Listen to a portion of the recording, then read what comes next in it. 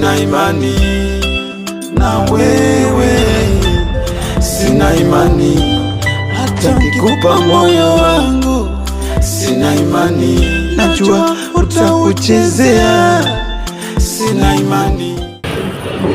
Hakika mimi naongea na wewe kama mjukuu wangu. Kwa nini hutaki kuswali? Mimi nakuuliza, kwa nini hutaki kuswali?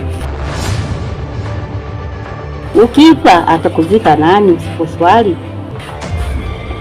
Ibada ni vizuri sana, unamuomba Mungu wako, ukiamka unamuomba Mungu, Mungu nisaidie. Sasa wewe hutaki kwenda kwenye ibada Kwa nini hutaki kwenda kwenye ibada? Mjukuu wangu unabadilika sana sasa hivi. Wewe umebadilika. Kitu gani kikubadilisha wewe? Au umepata bwana? Hodi. Karibu. Jamani, hodi mtau. Karibu. Mimi shoga yangu.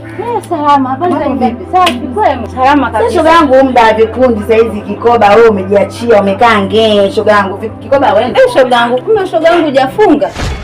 Nifunge nini? Shoga yangu mimi nimefunga. Mimi kwenye vikoba siwezi kwenda kipindi cha Ramadhani. Wewe shoga yangu wewe funga tu.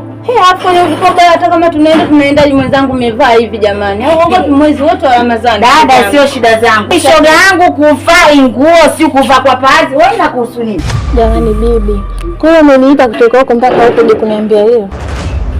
Haya nikuulize, yaani tangia za kusoma sasa patani? Mimi na swali na mimi na kwa madhambi yangu. Unajua mimi nilikuwa na madhambi gani? Shoga yangu inahusu Ramadhani, muogope Mwenyezi Mungu. Haya nyinyi ndio mjistiri nguo kama hizi mwisho wa siku.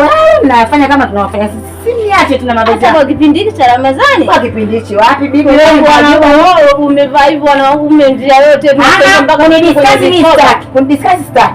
Ni mwezi wa Ramadhani wote. Mwezi wa Ramadhani, mwezi wa nini? Tunaenda tueni vikoba. Kwenye vikoba siwezi kwenda, naenda kupika futari sasa hivi shoga yangu. Kwa hiyo futari kuliko vikoba. Mimi siwezi kwenda.